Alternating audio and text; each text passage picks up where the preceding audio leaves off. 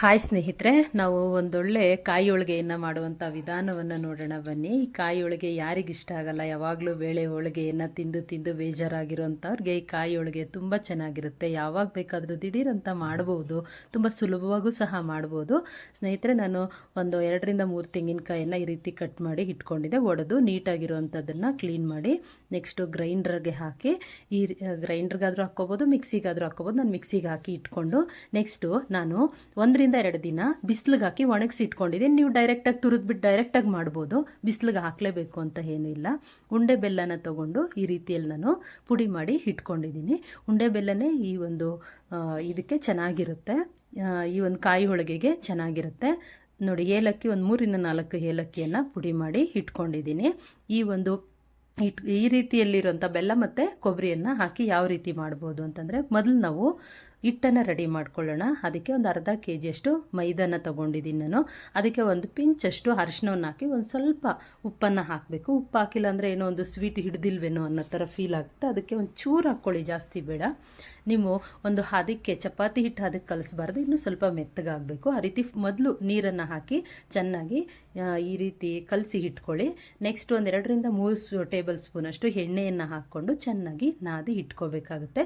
ಇದು ಎಷ್ಟೊತ್ತು ಇಡ್ತೀರೋ ಅಷ್ಟು ಚೆನ್ನಾಗಿರುತ್ತೆ. 1 ಅವರ್ ಆಗ್ಬೋದು, 2 ಅವರ್ ಆಗ್ಬೋದು, ಎಷ್ಟೊತ್ತು ಬೇಕಾದರೂ ಇದನ್ನು ಸೆಟ್ ಮಾಡಿ ಇಡಿ, ತುಂಬ ಚೆನ್ನಾಗಿರುತ್ತೆ ನೋಡಿ.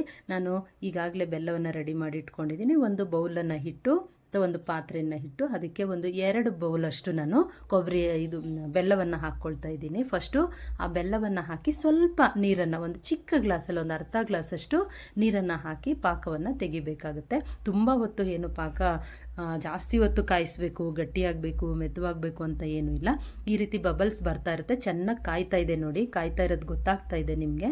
ಈಗಾಗಲೇ ನಾನು ಏನು ಇಟ್ಕೊಂಡಿದ್ದೀನಲ್ಲ ಕೊಬ್ಬರಿ, ಆ ಏನು ಬೌಲನ್ನು ತೊಗೊಂಡು ನಾನು ಏನು ಬೆಲ್ಲ ಹಾಕೋದಕ್ಕೆ, ಆ ಬೆಲ್ಲದ ಅಳತೆ ಬೌಲಲ್ಲೇ 2 ಬೌಲನ್ನು ತೊಗೊಂಡು ಹಾಕ್ತಾಯಿದ್ದೀನಿ. ಈ ರೀತಿ ನಿಧಾನಕ್ಕೆ ಕಲಿಸ್ಕೊಂಡು ಸ್ವಲ್ಪ ಸ್ವಲ್ಪ ಹಾಕ್ಕೊಂಡು ಕಲಿಸ್ಕೋಬೇಕಾಗುತ್ತೆ. ನಾನು 2 ಕಪ್ ಬೆಲ್ಲವನ್ನು ಹಾಕಿರೋದಕ್ಕೆ 2 ಕಪ್ ಸರಿ ಹೊಂದಲ್ಲ, ಇನ್ನೂ ಒಂದು ಅರ್ಧ ಕಪ್ಪು 1 ಕಪ್ ಬೇಕಾಗುತ್ತೆ. ಅದಕ್ಕೆ ಸ್ವಲ್ಪ ಕೊಬ್ಬರಿ ಸ್ವಲ್ಪ ಜಾಸ್ತಿ ಇಟ್ಕೊಂಡಿರಿ ನೀವು. ಯಾಕೆಂದರೆ ಬೆಲ್ಲ ಸ್ವಲ್ಪ ಮೆತ್ತವಾಗುತ್ತಲ್ಲ, ಈ ಕೊಬ್ಬರಿ ಸ್ವಲ್ಪ ಡ್ರೈ ಆಗಿರುತ್ತೆ. ನೀವು ಹಸಿ ಕೊಬ್ಬರಿನೇ ಹಾಕ್ಕೊಂಡ್ರೆ ಒಂದು 2-2.5 ಬೌಲಷ್ಟು ಸಾಕಾಗುತ್ತೆ ನೋಡಿ. ಒಂದು ಅದಕ್ಕೆ ಬಂದಿದೆ ಈಗಾಗಲೇ.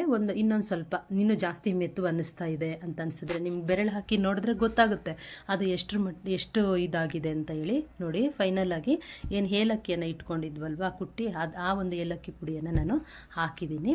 ಹಾಕಿ ಸ್ವಲ್ಪ ಕಲಿಸ್ಕೊಂಡ್ರೆ ಮತ್ತು 1 ಟೇಬಲ್ ಸ್ಪೂನಷ್ಟು ತುಪ್ಪವನ್ನು ಹಾಕಬೇಕಾಗುತ್ತೆ. ಆ ತುಪ್ಪವನ್ನು ಹಾಕಿದ್ರೆ ತುಂಬ ಚೆನ್ನಾಗಿ ಆ ಫ್ಲೇವರ್ ತುಂಬ ಚೆನ್ನಾಗಿರುತ್ತೆ ಸ್ನೇಹಿತರೆ.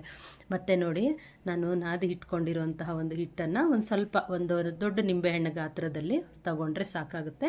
ಮತ್ತು ಅದರೊಳಗಡೆ ಇರುವಂತಹ ಒಂದು ಹೂರಣನೂ ಅಷ್ಟೇ, ಒಂದು ನಿಂಬೆಹಣ್ಣಿನ ಗಾತ್ರ ಹೂರಣವನ್ನು ತಗೊಂಡು ಅದ್ರ ಒಳಗಡೆ ಇಟ್ಟು, ಮತ್ತಂದರೆ ನಾನು ಪೇಪರ್ ಯಾವುದನ್ನು ಯೂಸ್ ಮಾಡ್ತಿದ್ದೀನಿ ಅಂದರೆ, ನೀವು ಎಣ್ಣೆ ಪೇಪರ್ ಅದೆಲ್ಲ ಯೂಸ್ ಮಾಡ್ಬೋದು. ಹೊಸ ಬಟ್ಟೆಯನ್ನು ಏನಾದರೂ ಒಂದು ಹೊಸ ಬಟ್ಟೆನ ತರ್ತೀವಿ, ಆ ಒಂದು ಪೇಪರನ್ನು ಯೂಸ್ ಮಾಡಿಕೊಂಡ್ರೆ ಸಾಕಾಗುತ್ತೆ. ಮತ್ತು ಅಂಗಡಿಯಲ್ಲಿ ಈ ಹೋಳಿಗೆ ಮಾಡುವಂಥ ಪೇಪರ್ ಸಿಗುತ್ತೆ, ಅದನ್ನು ಮಾಡ್ಬೋದು ನೋಡಿ. ಮೇಲೆ ಕೆಳಗಡೆ ಸ್ವಲ್ಪ ಎಣ್ಣೆ ಹಾಕಿ ಹಿಟ್ಟನ್ನು ಇಟ್ಟು ಮಾಡಿ ನೀಟಾಗಿ ತೀಡ್ಕೊಂಡ್ರೆ ಬಂದುಬಿಡುತ್ತೆ. ತುಂಬ ಈಸಿಯಾಗಿ ಮಾಡ್ಬೋದು ನೋಡಿ ಸ್ನೇಹಿತರೆ. ಎಷ್ಟು ಪರ್ಫೆಕ್ಟಾಗಿ ಹೋಳಿಗೆ ಬಂದಿದೆ ಅಂತ ನೀವು ನೋಡ್ಬೋದು. ಈ ಕಾಯಿ ಹೋಳಿಗೆಯನ್ನು ತುಂಬ ಸುಲಭವಾಗಿ, ತುಂಬ ಬೇಗನೂ ಸಹ ಮಾಡ್ಬೋದು. ಕಾಯಿ ಹೋಳಿಗೆ ಯಾರಿಗೆಲ್ಲ ಕಷ್ಟ ಅನಿಸುತ್ತೆ ನೋಡಿ, ಒಂದು ಬಾರಿ ಈ ರೀತಿ ಮಾಡಿ ನೋಡಿ ಸ್ನೇಹಿತರೆ, ತುಂಬ ಚೆನ್ನಾಗಿ ಬರುತ್ತೆ.